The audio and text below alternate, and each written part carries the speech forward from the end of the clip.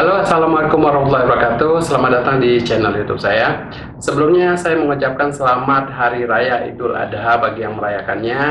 Dan hari ini hari kedua, dan waktunya kita untuk biasanya sebagian besar kita motong-motongnya hari kedua. Jadi ada juga yang pada hari pertama. Nah, karena lagi banyak daging nih, tentunya sebagian besar nanti akan diolah jadi macam-macam rendang.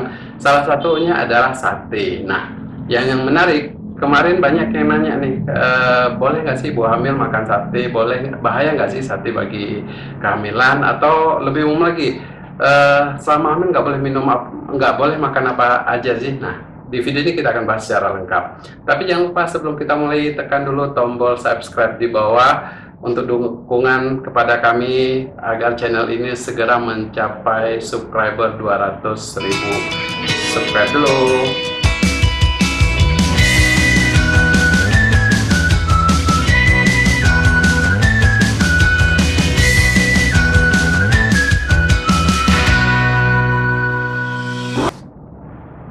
Oke, kita untuk video ini kita membahas tentang ibu hamil boleh makan sate atau enggak. Tapi mungkin lebih umum ya, makanan apa saja yang tidak boleh dikonsumsi oleh ibu hamil.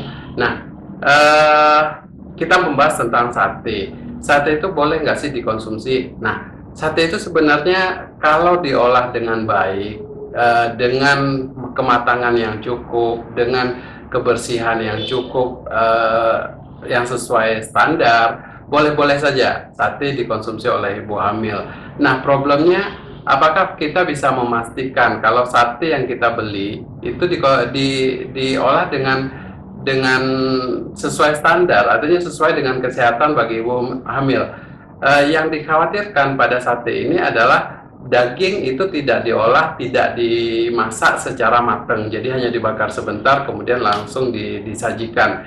Jadi daging yang masih dalam kondisi masih setengah matang atau belum matang secara baik masih memungkinkan mengandung bakteri. Jadi jika si ibu hamil mengkonsumsi sate yang masih belum dimasak dengan baik atau belum matang, masih punya potensi untuk terkena penyakit. Contohnya apa? Misalnya yang paling kita khawatirkan adalah toksoplasma, kemudian bakteri-bakteri yang memang terkandung pada daging, jadi bisa salmonella atau bakteri E. coli. Jadi bakteri-bakteri yang masih mungkin terkandung pada daging karena tidak diolah secara baik. Nah, kalau amannya, kalau sebaiknya memang kalau kita mau makan sate ya, kita olah sendiri, kita masak sendiri, sehingga kita betul-betul bisa memastikan bahwa dagingnya mateng, kemudian pengolahan secara higiennya juga bagus, jadi aman untuk dikonsumsi untuk ibu hamil. Jadi intinya sih sebenarnya boleh-boleh saja sate dikonsumsi, tapi dianjurkan untuk dagingnya itu betul-betul diolah dengan baik dan dengan kematangan yang cukup. Tapi juga kalau saya sih menganjurkan untuk kalaupun dikonsumsi jangan terlalu banyak, karena yang dikhawatirkan adalah daging itu kalau di sate itu kan kadang kan ada yang seperti bakaran yang kering, apa, hangus-hangus gitu ya di ujung. Hangus itu sebenarnya nggak bagus untuk kesehatan, nggak hanya pada ibu hamil, untuk yang non hamil juga, orang-orang nggak hamil juga sebenarnya tidak bagus untuk mengkonsumsi yang gosong-gosong itu tadi, karena dia bersifat karsinogen. Jadi salah satu untuk mencetus timbulnya kanker di kemudian hari. Jadi kesimpulannya sih seperti itu. Nah, makanan apa saja sih yang sebaiknya dikonsumsi oleh ibu hamil? Dan untuk kali ini kita khusus untuk membahas makanan apa yang tidak boleh dikonsumsi. Yang kita tahu bahwa ibu hamil itu membutuhkan nutrisi yang baik, gizi yang baik, dan itu didapat dari makanan. Tapi tidak semua makanan aman untuk ibu hamil. Nah, kita akan membahas 11 makanan yang tidak dianjurkan untuk ibu hamil. Yang pertama adalah keju impor. Khususnya untuk keju impor ini adalah keju yang belum dipasteurisasi dengan baik. Kenapa? Karena pada keju yang belum dipasteurisasi dengan baik atau belum dipasteurisasi itu masih mengandung bakteri, jadi listeria. Jadi bakteri ini jika dikonsumsi oleh ibu hamil tentu akan menyebabkan gangguan di kehamilannya. Kemudian yang kedua adalah makanan mentah atau setengah matang. Jadi termasuk sate tadi. Jadi sate tadi termasuk makanan setengah matang jika tidak dikonsumsi dengan baik. Nah, apalagi yang selain sate yang termasuk pada makanan mentah atau setengah matang ini, seperti steak. Jadi kalau misalnya kita ini kan sering makan steak. Steak itu kan ada yang dimasak dengan well done, kematangan cukup, itu boleh. Tapi kalau yang rare atau dia setengah matang itu masih mengandung bakteri, jadi tidak sepenuhnya bakterinya akan mati dengan pengolahan jika steaknya itu tidak matang secara sempurna. Kemudian makanan dari Jepang tuh banyak, sushi, bukan sushi Susanti, tapi sushi. Jadi sushi juga tidak dianjurkan untuk ibu hamil karena dia tidak dagingnya itu masih dalam keadaan mentah, kemudian biasanya cuma diasemkan aja, jadi bakteri-bakteri yang masih mungkin ada belum tentu mati. Kemudian telur setengah matang. Jadi telur setengah matang mungkin kita di Indonesia ini ada mitos kalau pingin lahiran lancar suruh makan telur mentah. Jadi telur mentah tujuannya biar lancar, padahal itu mitos, tidak ada hubungannya antara makan telur mentah dengan lancar untuk persalinannya, malah bahaya karena di telur mentah itu masih mengandung bakteri. Jadi bakteri ini nantinya akan berpengaruh pada kehamilan ibu. Kemudian yang ketiga, hindari juga makan ikan-ikan laut yang mengandung merkuri tinggi. Jadi kita tahu bahwa merkuri itu adalah limbah dari industri yang biasanya kebanyakan kita di sini dibuang ke laut. Jadi biasanya pada ikan-ikan besar itu konsentrasi merkurinya itu sangat tinggi. Jadi ikan besar itu seperti ikan tuna, ikan hiu, kemudian ikan-ikan yang besar kebanyakan merkurinya lebih tinggi. Apakah tidak boleh sama sekali? Masih diperkenankan, tapi sebaiknya tidak lebih dari 2 kali dalam seminggu untuk mengkonsumsi ikan-ikan ini.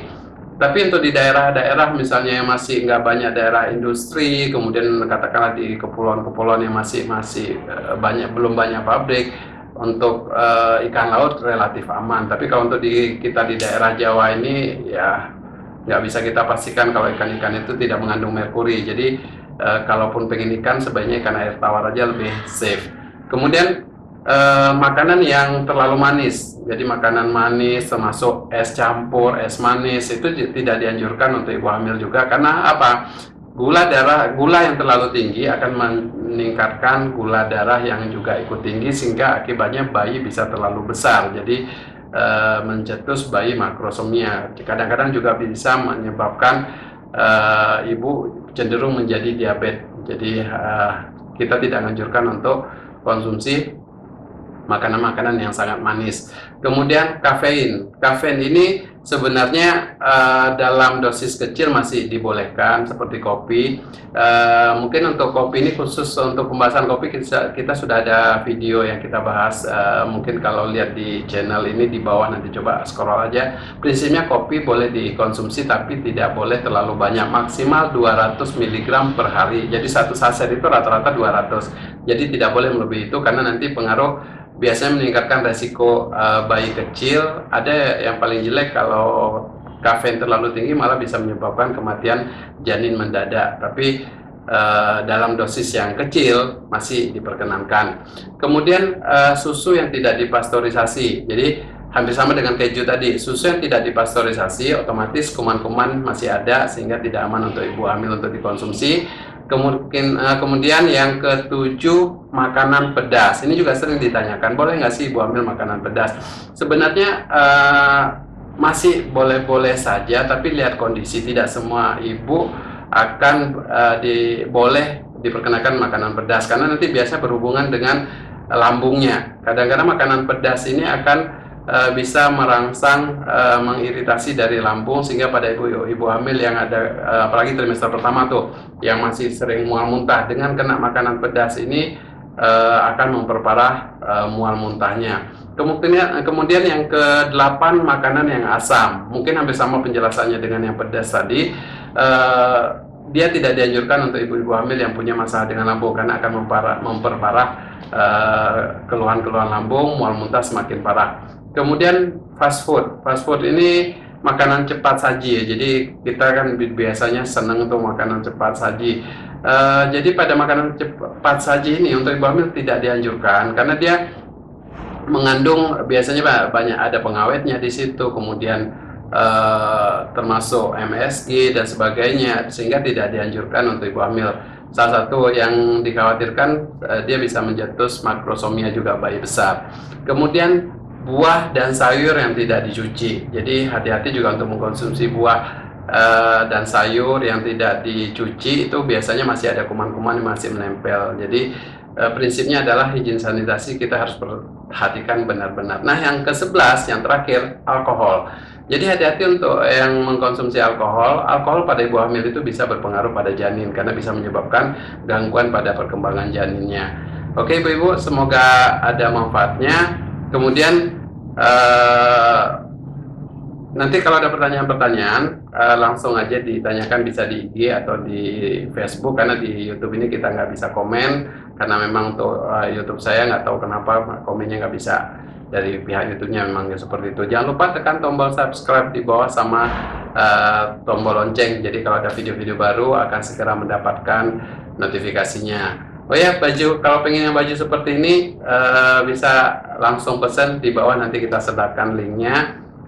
Oke, semoga bermanfaat. Sampai ketemu di video berikutnya. Assalamualaikum warahmatullahi wabarakatuh.